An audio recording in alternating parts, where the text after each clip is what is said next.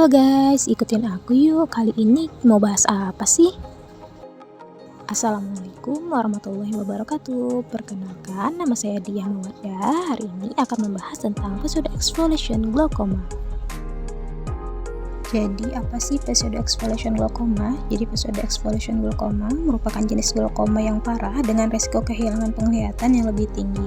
Pseudoexfoliation glaucoma ini merupakan bentuk glaukoma sudut terbuka yang dimana kondisi ini dapat ditandai dengan adanya material seperti debu yang terlihat di dalam mata pada permukaan iris dan lensa. Penumpukan bahan fibrilar ini juga disimpan di bagian dalam sistem drainase mata, yaitu pada trabecular meshwork yang dimana dapat meningkatkan tekanan intraokular pada mata.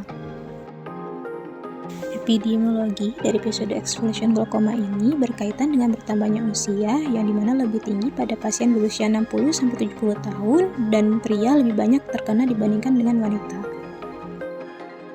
Untuk etiologinya terbagi atas dua, yaitu ada faktor genetik dan juga faktor lingkungan. Untuk faktor genetik dipengaruhi oleh gen lisis oksidasi LEK1 dan untuk faktor lingkungan dipengaruhi oleh paparan sinar ultraviolet, faktor makanan, autoimun, agen infeksi, serta trauma.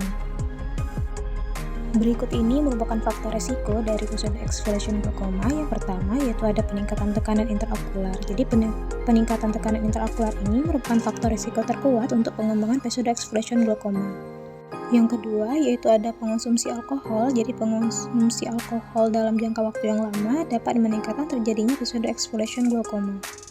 Yang ketiga yaitu faktor lingkungan. Salah satu contohnya adalah paparan sinar ultraviolet.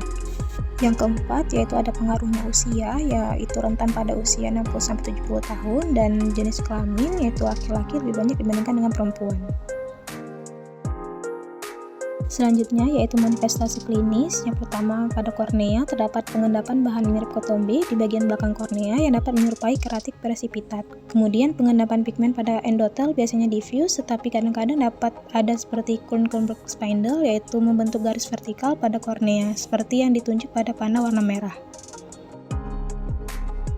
Selanjutnya pada anterior chamber angle itu dapat dilihat melalui pemeriksaan genioskopi dan juga slit lamp.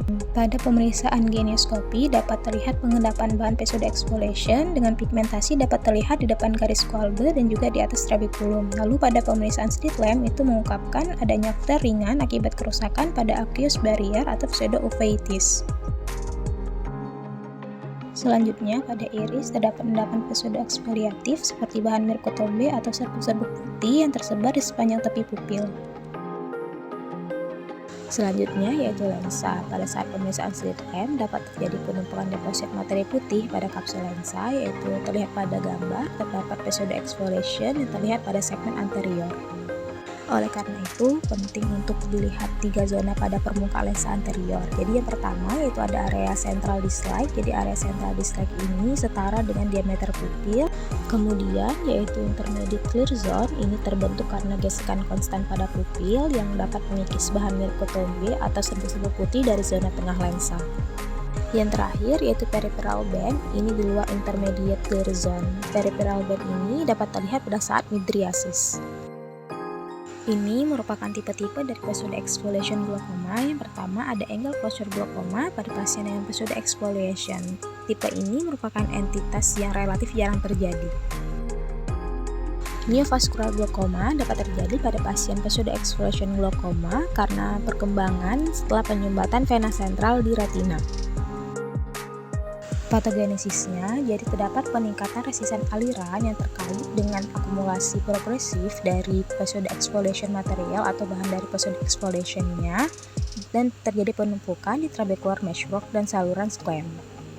Adanya perubahan degeneratif dari saluran squam dan jaringan justacanalikular menjadi penyebab terjadi peningkatan pada tekanan intraokular.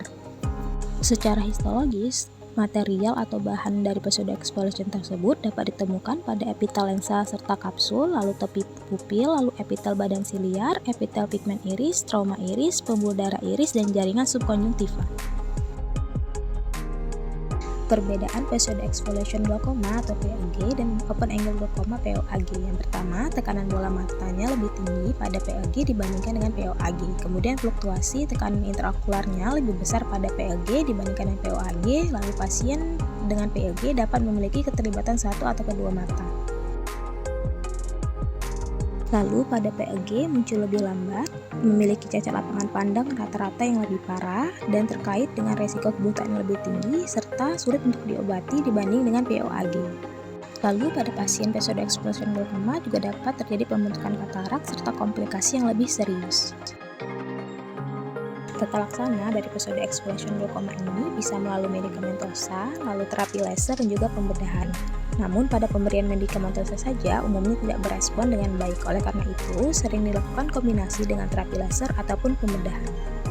Tata laksana medikamentosa bisa diberikan anhidrasi inhibitor karbon, contohnya dorzolamid, dan beta blocker, contohnya timolol. Kombinasi ini dapat sebagai terapi awal pada pasien pseudoexpression glaukoma dan dinyatakan sebagai salah satu pilihan yang tepat yang dapat diberikan. Selanjutnya yaitu ada analog prostaglandin yang terdiri dari latanopros, travoprost, dan juga bimatopros. Dalam sebuah studi melaporkan bahwa penggunaan latanopros lebih efektif sebagai terapi tambahan jika digunakan bersamaan dengan timolol dibandingkan dengan dorzolamid. Namun, ada yang menyebutkan bahwa penggunaan travoprost dan bimatopros mungkin memberikan pengurangan intraokular yang lebih baik dibandingkan dengan latanopros. Lalu, tata laksana menggunakan laser itu terbagi atas dua, yaitu ada argon laser trabekuloplasti atau ALT dan selektif laser trabekuloplasti atau SLT. Pada ALT atau laser argon trabekuloplasti ini bertujuan untuk menurunkan tekanan intraokular pada pasien pseudoexpression glaukoma yang memiliki angka keberhasilan lebih tinggi serta berkembang dengan baik. Kemudian untuk SLT atau selektif laser trabekuloplasti ini menjadi alternatif tindakan yang lebih aman dan lebih efektif dibandingkan dengan ALT pada pasien pseudoexpression glaukoma. Tata laksana pembedahan terbagi atas 4. Yang pertama ada trabekulektomi. Jadi trabekulektomi ini merupakan prosedur pembedahan yang paling sering dikerjakan sebagai tata laksana pasien pseudoexpression glaukoma derajat berat serta kegagalan kontrol tekanan intraokular dengan medikamentosa atau laser. Yang kedua yaitu pemasangan glaukoma implan. Jadi pemasangan glaukoma implan ini menunjukkan efektivitas yang lebih baik dibandingkan bedah trabekulektomi. Yang ketiga yaitu ada bedah katarak. Jadi bedah katarak ini tidak dianjurkan pada pasien usia lanjut dikarenakan adanya peningkatan resiko komplikasi intraoperatif maupun pasca operasi. Yang keempat yaitu ada kombinasi pembedahan katarak dengan glaukoma. Jadi kombinasi prosedur ini dapat menjadi pilihan yang baik untuk pasien dengan pseudoexpression glaukoma. Mengingat pseudoexpression glaukoma ini merupakan suatu keparahan dan juga memiliki jalur klinis yang lebih parah sehingga prognosisnya adalah buruk. Sekian video pembahasan mengenai pseudoexpression glaukoma. Terima kasih telah menonton. Assalamualaikum warahmatullahi wabarakatuh.